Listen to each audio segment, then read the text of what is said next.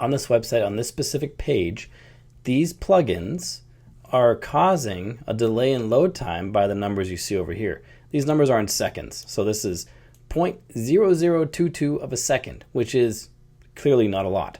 However, it adds up when every single one of these keeps adding time when it's not necessary. Because often, a lot of pages don't even have those things. Like for example, let's look for a form on this page.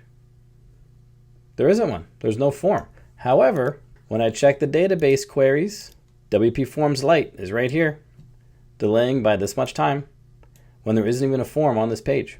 This page is built with Gutenberg, the block editor, not with Elementor.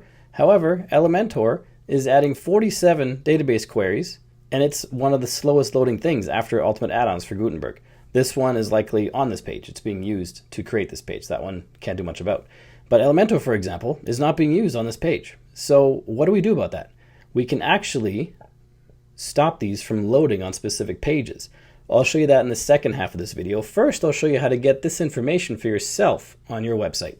What you want to do is go to your dashboard, head over to Plugins, click on Add New, and search for Query Monitor. And this is the one we want right here. 200,000 installs, 5 out of 5 stars, pretty sweet. Yours will say install now and then activate after that. Just do those two things, and then you will have this installed on your site. Where the settings are exactly, I don't know. I don't see it under tools or settings or anywhere. So what I usually do to get to the settings of this plugin is go to the plugins list, find the plugin, click on settings here. And this will allow you access to a whole ton of settings. We're only doing one simple thing, and that's the query monitoring for the database. And then once you have that installed, up in your admin bar, you'll have this. And then all you have to do is click on it for whatever page you're on. Let's go to the About page. It's going to reload these values. They're going to be different. Then you just click on Database Queries, and it takes you to Database Queries, and then type on Queries by Component, and it shows you which plugins are loading on this page and how long it's taking and how many queries each one is doing. And on this page, just like on the home page, we don't use Elementor, so that doesn't need to be there. There is no form. So WP Forms Lite could be removed. There is no font awesome. Actually, there is. There's font awesome in the menu up here. Sure Forms, another form builder, that's not being used on this page. So there's a bunch of things we could remove. We can do that using another plugin. So this query monitor plugin, you don't need to have installed all the time. You can just monitor your queries, see if stuff's slowing down your site, and then delete it. This second plugin, I believe, has to be installed all the time. And it is, if we go to Add Plugin again, and then search for WP Plugin Manager. For some reason, even though this is the exact name of the plugin, it's buried way down here. It doesn't have a lot of installs. In fact, I'm going to have to Control F search for it. It's down here somewhere. There it is. It doesn't have a lot of installs, but it's by a developer who has lots of different plugins and lots of themes. So I'm okay, even though it's not a well-used one. It's got good reviews, and I'm familiar with the developer. I'm going to install this now and then click on Activate. And if you're doing this on a live site, you might want to back up your site first. If you need help with that, there's a tutorial in the card up above. And this plugin is also the free version we're going to use in this video, but also has a paid version. If you want to check that out, I'll drop a link to that in the description down below. It is an affiliate link. If you end up buying through that, I'll get a credit for it. It does not make it more expensive for you. It just helps me keep making these videos for free on YouTube. So we have the plugin or WP Plugin Manager installed. If we go to Plugin Manager on the left for its settings, go to General, we can optimize plugins for where they load.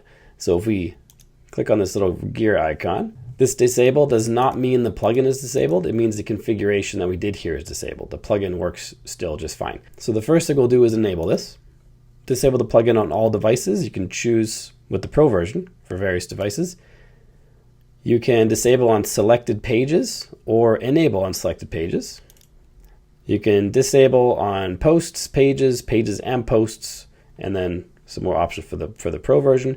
I'm going to choose pages, and I'm just going to disable it on the home page. This is Elementor specifically. If you recall, Elementor was one of the things really slowing down our home page. Let's click Save and Enable again, and we're also going to do the same thing for the two form plugins. Sure Forms. Let's disable that on the home page. and enable those settings. And then WP Forms must be on page 2. There it is. Let's disable this on the home page as well. And now, I'm going to enable this as well. And now if everything went well, we should be able to refresh this page on the front end and have those 3 not appear in this list. This is the About Us page. I'm going to refresh it right now. We're going to double check that they're still working on the About page. We have Elementor here, WP Forms Lite, and Shore Forms. And now when I click to the home page, those should go away. And I saw this list change. Elementor is gone.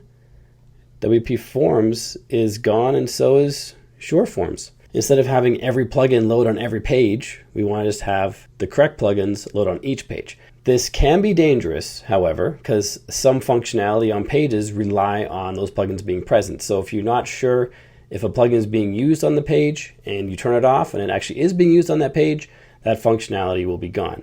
So my best advice is try this out on a testing server or a staging site or locally on your hard drive, and make sure it all works how you want it before you do this on your live site. If you want to find out how to build sites locally, I'll link to a tutorial in the card up above. It's free and it's super slick. This site right here is local, in fact. It says it right up here, .local. So that's how we can identify which plugins are slowing down our site and how to turn them off selectively for the specific pages that we want them turned off for. If you got value from this video, make sure you like and subscribe. Then check out this video on your screen right now, which is about the Lightspeed plugin, which is going to help you speed up your site substantially if you follow the steps in that video. So make sure you check that out, and I'll see you there.